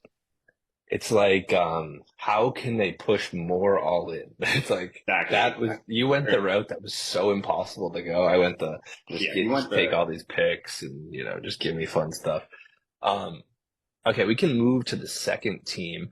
yeah The second team was the Bulls. I'm just gonna go. Can we just go with the Bulls? I don't know if they were the second on the list, yeah but yeah. We can do Bulls. okay. So do you want to give me your trade for the This is Bulls? probably my other bad trade. I was I Do you want to? well because the Bulls. I mean, they're kind of similar to the Suns. Like, it's pretty hard to trade Levine, Mhm. and after that they have Vooch. So I traded Vooch away, Okay. and he's not necessarily a player that will contribute to winning basketball anytime soon. He took a big step back in Hmm. shooting and defense, and he's kind of like a he needs a place to have less pressure to revitalize his career. I have Vooch going to the Hornets for Oh. Nick Richards and Mhm. 3 second round picks, and I had two in 2027 and one in 2028, all unprotected. So you know Nick Richards, I think, is a little bit underrated. I think he's someone who noticed in fantasy basketball. Like every time he starts, he's an automatic double double. He's a solid backup big. Maybe would be a good Hmm. starting five on a tanking Bulls team. Doesn't shoot much, but he's a guy to put out there. He'll hustle. You're getting 3 seconds for Vooch, who's maybe a net negative. And the Hornets, new coach Charles Lee, leaving the Celtics. You know, we saw how the Celtics played with Al with Porzingis. Before the Celtics, Charles Lee was at the Bucks, so we saw how he played with Brooke Lopez. Before the Bucks, Charles Lee was with the Hawks, so he was with Al again. So he's a guy. He's worked with these stretch fives. I think he revitalizes Vooch's career, gets him back up to 40% from three, get him hustling on defense. And the Hornets, I feel like they're a team that makes big splashes on names like way past their prime. So it's like, all right, well, we have LaMelo, we have Vooch, we have Miller, and the Bulls get something, right? Like I feel like Yeah, they're just gonna end up getting nothing. So it's like they're probably not gonna get much more than 3 seconds and like a solid five. So that's kind of a goofy one, but I think I couldn't think of anywhere to put Vooch, honestly, and Levine same. Like the money just didn't work. So I agree. went to just a random team that would take a flyer. It's funny that we both struggled with the Bulls. Like I also didn't come up with Levine or like any of their big names really. But it's a good trade. I like it. It's like what the Pistons did with like Tobias. You bring in a vet and kind of help a team like learn how to win. Like Vooch has been winning for a long time. He's been making decently bad teams into playoff teams, or. So I don't dislike it. It's the type of trade that's like why not for the Hornets? Why not? Yeah. I just don't see any. I couldn't find a team that would give like even one first for Vooch at this point. Like in terms of fit, Yeah. I don't think that's going to happen. So I something tried to fit him on I tried to fit him on the Pelicans. It didn't work. I was thinking that too because I they tried. yeah. It didn't work at all. Okay, mine was I'm trading away Io DeSunmu, which I just hyped up how he like fits next to Giddy, but he also fits on the Nuggets. So Wow. I traded him to the Nuggets and I gave up Jalen Pickett, Julian Strother, DeAndre Jordan, and an unprotected 2031 first, very deep first. I'm trying to give the Bulls some upside shots and the potential to get a really good pick in the draft in the future. Get the Nuggets a really good defensive stopper next to Jamal Murray who can shoot a little bit and offers just so much defensively and some secondary playmaking too. It just felt like the right guy for the Nuggets. Tried to find a way to make it work, and that's what I ended up with. I like it. It makes a lot of sense. I was a guy I've liked for a couple of years, and I think if you look at what the Bulls are doing, like, do they really want a guy that's going to give you good defense and like just a well-rounded player? Like, is he too good for their tank? So you could see him maybe being moved. I mean, he has a cheap contracts, I think, Mhm. and yeah, that would be a great get for the Nuggets. Like, His upside isn't astronomical either. Like the Bulls, he's never going to be like one of their best players. So it doesn't feel like he's like a good player for a good team rather than like a good player for a bad team, I think. yeah, I like that. We went different directions on that one, so that's cool. Like, Hmm. very very different directions, but same Yeah, idea. we went against the grain entirely. Like most people would have just done Levine, so I respect it from both of our sides. What do you want to do next? We have Rockets, Pelicans, Jazz. You tell me, and I'll tell you. What are you thinking? Let's do Rockets. Okay, I You think go first with Rockets. Mine, I like this one from me. I'll I have. think I gave you my Rockets one already. Oh, It was that the was other that Suns was the one. case, the Booker. Yeah, so you can do yours. Okay, so mine is the Rockets give Jalen Green You're also trading them. to the Nets for. You want to guess for who? It's a 1-for-1 swap. Ooh, is it Ben Simmons? It's not Ben Simmons. It is not. It is not Ben Simmons. Is it Cam Thomas? Cam Johnson. Cam Johnson. Ooh, interesting. The reasoning. So Jalen's now going to be in the last year of his rookie deal. Hmm. eligible for big extension next year. I don't think they're going to want to pay him. I don't think he's a part of their core future. And we talked about they're the type of team that's going to be built to maybe acquire a star. Cam Johnson's the perfect guy to throw in there to be like, hey, we have a guy, stretch forward, can play the five a little bit, can shoot, can defend. You know, he's your sixth option on our team. Like, come, he to me is a guy that he would fit on a team like that. If you have like Sengun, Johnson, Jabari, I don't know. To me, it's like they drafted Reed Shepard. Jalen's a little expendable. If they're not going to re-sign him anyway, they might as well get kind of a valuable long-term asset. Jalen, and then the Nets on the flip side, I mean, they're tanking, so their backcourt would look like Jalen Green and Cam Thomas. Like, no defense. Let them suck the ball, like have some crazy offense sometimes, but they don't care if they're not winning. And then maybe they resign, like I don't know. You know, he has 1 year left. Like the Nets, I feel like the Nets would take a flyer. Maybe we need to include some picks in that to like I don't know which side of that wins, honestly. I know Jalen had a good stretch like towards the end of the year, but I don't know. That to me seems like kind of a win-win.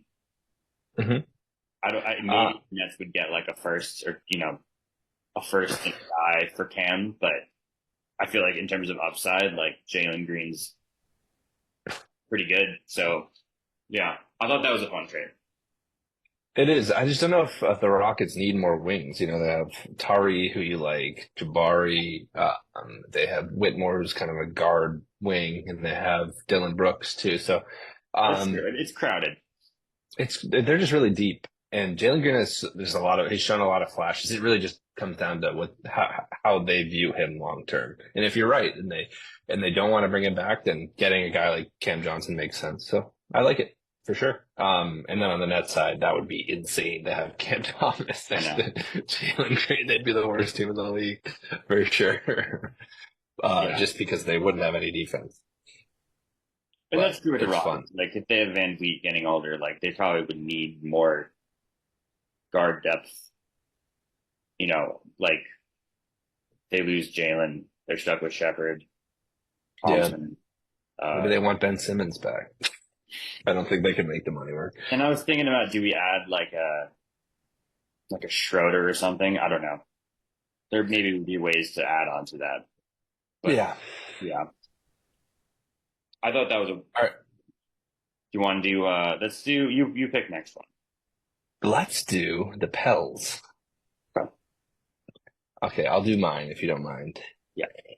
Let's trade from the Pels, Brandon Ingram, to the drumroll, Toronto Raptors. Okay. For Kelly Olynyk and Bruce Brown. That's it. Wow. Okay, ours are very different. The reason being would be Kelly Olynyk gives them a stretch five. They need a center really bad next to Zion. He's like one of the only ones that's like kind of cheap, and he offers an element of playmaking from a big too. Kind of like feeds Zion on cuts. He offers stretchability. I just really like the fit there. And then Bruce Brown's like a champion. You know, he's the kind of guy you throw in a lineup and he'll win you games. I think those two guys really make sense. And then on the Raptors side, getting Brandon Ingram, they like taking those second draft guys like RJ Barrett, Emmanuel Quickley. It's just another talented player who they could potentially re-sign if they like what he brings to them. So that's what I was thinking. I don't know if you think it's an overpay one way or the other, but no, I think it's good, and I think it seems realistic based on Ingram's market. Like no one's on him, so that it's probably going to be less than we think. Mm-hmm. Mine's funny. It's Ingram, Jordan Hawkins, and Matt Ryan. Falcons QB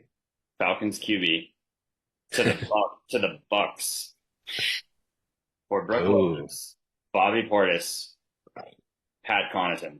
And I added a 2031 second just to give the Pels. And I did an asterisk because it's kind of depleting the Bucks of their bigs.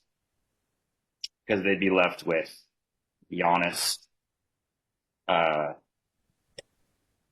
like Gallinari, Taurean Prince. So I put an asterisk. They signed Paul Reed. Yeah.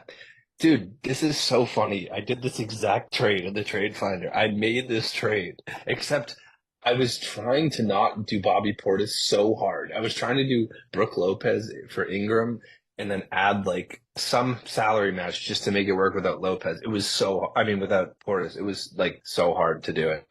So I get how you ended up doing the Paul Reed thing I on did it. it because it seems like Brooke Lopez lost a step a little bit. So the Bucks, maybe selling him a little low. Bobby Portis, yeah, good scoring off the bench, can shoot. Obviously kind of a fan favorite, so that might not be the most popular trade. And then they get Ingram. Like they get a guy that's, if he's with Lillard and Giannis, like he's more of a third option. Middleton there too, so it's like he has less pressure. Jordan Hawkins Yeah. has a lot of potential. I didn't note also with Jordan Hawkins, the Pels have. I think they have the. Oh no, they traded. Did they trade the Lakers pick to the Hawks? So Oh yeah, I think I so. don't know. I was adding a Yeah, note they did. getting a lot of picks so they could just like draft shit. But I don't know. I feel like the Bucks get kind of Hawkins is a good little piece. I think for them off the bench. Yeah, So I think I don't so know. too. I think it's 100% a win for the Pels, like no doubt that trade. But I don't know if it's a win for the Bucks. I think that's up in the air. It really would depend on how Ingram fits in with their offense. But I was trying to get them Yeah, another guy like that. and I was thinking also because the Bucks, we talked about how they've kind of been getting crap for not making a splash like the other teams in the East. So this is the Bucks reactionary to the other teams. This is them being like, you know what, we're gonna get Ingram, we're gonna be a little more relevant. So it's kind of the Suns route of like intentionally being a little bad, not bad, but a little rushed. Like they don't need to do this, but they want Ingram, they want the flashier roster. So that's part of my reasoning too. It's a fun trade. It's funny that we ended up in like the same place. Like Yeah. it makes sense. I think getting Brooke Lopez to the Pelicans, I was trying so hard to do it. Like he just makes so much sense there. Same with Portis. Connaughton I added just to make the salaries match, and he kind of was bad. I think he's been kind of like it's probably past his prime, but a solid bench guy. Like just to Mm. add in. And Do you want to do last your one, Thunder one? Oh, sorry, yeah. If you yeah, if you want. Jazz. Jazz one, I said Thunder. I spoiled my team. I didn't mean. I did Jazz. I did Jazz Warriors. I did the basic trade, Mm. but I Hmm. like the pieces I added. I did Laurie, Hmm. Darius Baisley, just for filler, and Kenneth Wilson Jr. for the Nice. Warriors for Moses Moody, Trace Jackson Davis, Kevon Looney, Gary Payton, just for filler, and then Hmm. 2025 unprotected first, 2028 top 10 protected first, and then that's it. So then the Warriors would look like Steph, Wiggins, Laurie, Draymond, Kuminga, Pods, Slow-Mo, Melton, Buddy. So that's a solid nine. And the Jazz maybe don't get enough for Laurie, but they get two picks. Maybe could have added another pick in there. They get I don't Moody. think it's enough. I think it needs to be one more pick, I maybe two. tried I tried to do a little sell low on Laurie. I tried to make it like punishing Jazz for being kind of stinky and like holding out. So I was between two and three first. I think it's three or four, probably. It might be four, which is crazy. But I think the Trace, Warriors do like you think need. Trace is like a valuable asset, or is he just more of a system player for the Warriors, like too old of a young guy? Well, just them getting Trace does it help the Jazz because they have Walker and they have Collins. Sure, that's true. That just depends on how you view Walker, probably. But I like Trace. I didn't want to give up Kuminga, Yeah. because then I feel like it would start getting to where the Warriors wouldn't do it. Um, Hmm. so yeah, maybe I don't hate that. Like maybe the Jazz would trade Collins. I don't know, but yeah, I would say at least another first. I was kind of stingy on the picks because I was thinking like trying to trying to punish the Jazz a little. Yeah, no, it makes sense. I did the same trade. Well, not to the Warriors, but I did market in as well from the Jazz to the Thunder. I've been trying to get Markkanen to the Thunder forever. And the trade is Markkanen to the Thunder for Kenrich Williams, Nikola Topic, the 2025 pick back to the Jazz is their own pick. So they get their own first back. It's top 10 protected, so it's not like the craziest pick. They get the 2027 first from the Clippers. I think it's going to be really valuable. And OKC unprotected 2030. So 3 picks and Topic from Markkanen. Somehow the salary worked. It's like 6.4 million the Thunder go over, but it works somehow in the system. Don't know if it would work in real life, but if it would, then why wouldn't the Thunder do that? Thunder have so many picks. I'm just looking at their picks now. It's crazy. So there, it was 2026 Clippers unprotected, and then 2027 Clippers, 2025 Jazz, and 2030 their own unprotected. Topic and I guess Kenrich. the big part there is Topic because he gives you that kind of like blue chip prospect that mine didn't have. Like he's kind of worth a first in himself. It might not be enough first either, but the Thunder, I don't see why they wouldn't do that. Like their roster would be SGA, Caruso, Jalen Williams, Markkanen, and Chet Dort off the bench, and Hartenstein off the bench, Isaiah Joe, Cason Wallace. It's just absolutely insane.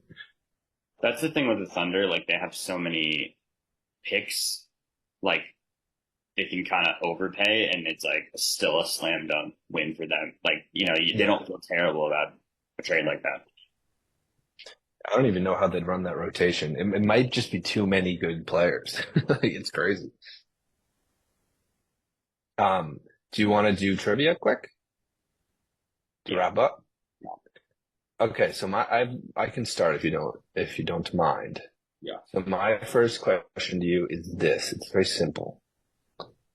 Who has the best opening tip-off win percentage in NBA history? Top 3.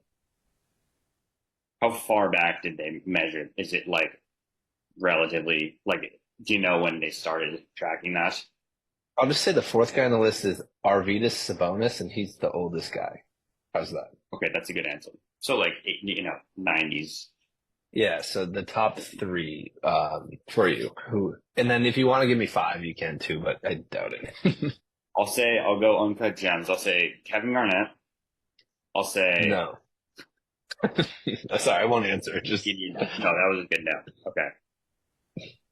Is there a minimum? I'm asking too many questions. It's not like Wembanyama. It's like someone actually. It's years and years of. Yeah, the top guy has tipped the ball off like over 1,000 times. This is a very random question. Wow. I know. I don't know why I came up with it. It's such a weird question. Is one like Yao Ming? No. He's too slow. He's yeah, sorry, this is probably impossible. But it's like the most any like all-star level players. Yeah, 2 of the top Shaq? 2 are. Yeah, Shaq 1. The other one's not a center, and it's a modern player. Not a center. So it's like someone that like sneaks in and takes tips off sometimes. He's had over 200 tip-offs though. It's not like he doesn't tip the ball off. So he's like kind of like he can play center, but he's not really Anthony center. Davis. No. Jaren Jackson. Obi Toppin. You're in the right realm with those 2. It's like that level of player, like amazing player. I'm trying to think just to not have a bad guess.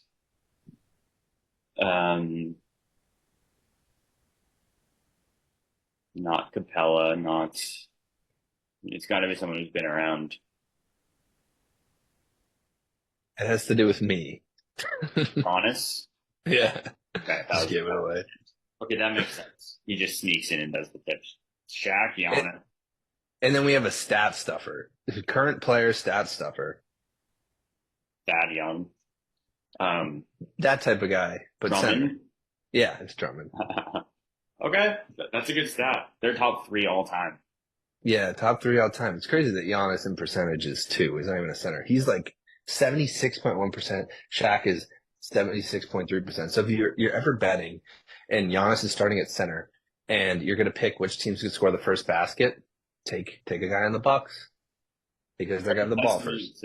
That's a testament to Shaq's like dominance because I feel like he had a long career and was pretty old for. Like I wonder what Yeah, his splits were when he got older. He probably was right. 90% in his peak. That's All cool. right. Do you want to do one, or do you want me to go with my next? You can do another one. Okay. So name this player by their teammate. Okay. Do you understand? Are there teammates? Yeah. So I'm going to go through each of the teams he played on and name that one teammate from the team that they played on. Okay. And then do you get this? Does this make sense? Yeah, I'll learn. Okay. So this guy on his first team that he ever played on, he was a teammate of Steven Jackson's. Any Okay. guess? On the player or the team? The player. I mean, so what's Do you it want me to tell you what like? I can tell you what team that was? If that makes Um, it a little easier. It was on the Hawks. okay, okay. I don't have a guess. Okay. I don't know what That's he. fine. Okay. His next teammate was Desagana Job on the I don't Mavericks. want to yeah. Do you have a Jason guess yet? Tatum. Yep. Okay, that was good. That was pretty good. Do you want to hear my other guys, just for fun? It was Nets. third teammate was Kevin Garnett on the Celtics. Oh yeah, Fourth was Paul Pierce on the Nets, but I was gonna try to not tell you the teams. like Fifth Chris was Paul. Alexei Shved, and sixth was Yanni. On the Knicks, Fed, Yeah. and Or then no, Houston. Houston. Wow, and then the Bucks. That was a good one. I have one more of those, but you can do yours first. And Mine's because they're terrible. You're gonna get mine. Okay. okay. Who has more playoff misses? Like who has more seasons where they miss the playoffs? Victor Wembanyama or Tim Duncan? Oh, it's Wemby. Yeah, but that was a good. That's Duncan it's a never. good stat. It's a cool stat. That's crazy. And part of it is the Spurs were already good, and then the year before Duncan was drafted, they were bad, and then like they had just one off year, so Hmm. he kind of was it was very different than Wemby, but I thought that was kind of funky. Like That's a fun stat for sure. Do you want to try my last one here? It's my I'll have to last do it. question. Yeah, two players Do you left. want the team? Do you I'll want do the team? nothing. No team? Okay. The first player he played with was Omri Caspi on his first team. Okay. I'm thinking The second, Kings or Rockets, yeah, sorry, I'll let you go through your thought process. Do you have a guess?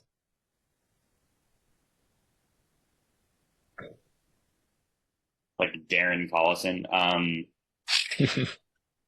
Is it a player like Terry who's like pretty well known? Yeah. It's not just like a rant. Okay, let me do another one. I want to be able to read my players. I respect it. I want you to get it right away, actually. So go for it. Take One another thing guess. right after too. All right. Yeah. Yeah, that is true. I want it to be hard, but if you get it right away, I guess it's good too. Good content. Okay, so second teammate is Anthony Davis on the second team. Is it just Cousins? No. Is it someone like around that era? Who is Mm-hmm. Buddy Hield? Yep. Yeah. You're in the right area. Buddy Hield. You want the next player?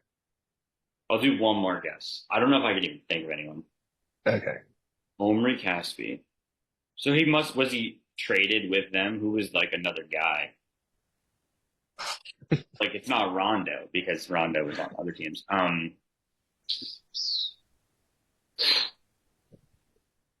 do another team. Okay. His next team and teammate. He was teammates with Omri Caspi again. Just thought it'd be funny. I don't know what team he was on after Rockets. It could be Rockets. and I'll add in Ben McLemore also with Omri Caspi, same team. So it probably is Rockets.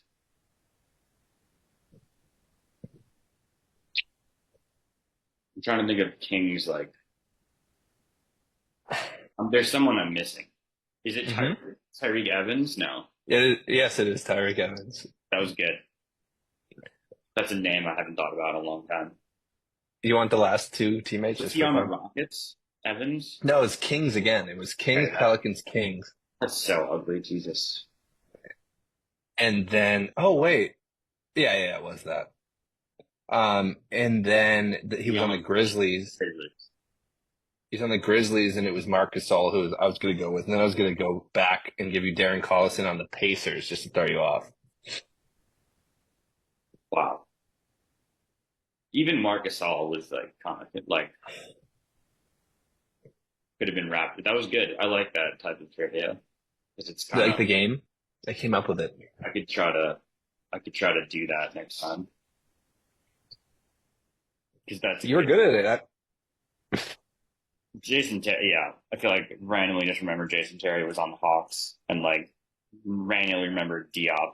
He was one of those guys that always was like a 70 overall center on 2K. That was kind of like fun to have because he was big, but probably not good in real life. I wasn't sure if you're going to be amazing at it or not good at it. I wasn't sure. I was like, and then you were so good at it that I was like, oh shit, maybe I need to like get some more of these names out before you just get it. It's crazy that Tyreek Evans is like as old as DeRozan and Paul George, and he just has been out of the league for like 7 years. I know. Those were just names that I came up in my head. I don't even know how I got there. No, that's good. That was a good amount of like obscurity slot, like, but it was possible. Omri Caspi, that's a name. Yeah, I thought you would like that name. I was trying to give you like kind of obscure names, but also then like funny names. So I had a good time coming up with it. We can wrap there if you want. Yeah, that was good. Um, so everyone, you could follow us. Thank you all for listening so much to our podcast. We're another basketball podcast. We're going to try to rebrand a little bit and make a YouTube channel, and we're going to call it Another Basketball Channel. We're going to have another basketball short. We're going to have another basketball talk. We're going to have another basketball, you name it, reel. And that's going to kind of be the brand here. So look out for those. They'll be coming to your feed shortly. Yeah, just look out for us. Follow us on Twitter at Another B-Ball Pod for now. Thank you all so much for listening. I'm Justin. That's my friend Marco. It was great to talk to you all. Yeah, thank you for listening. Goodbye.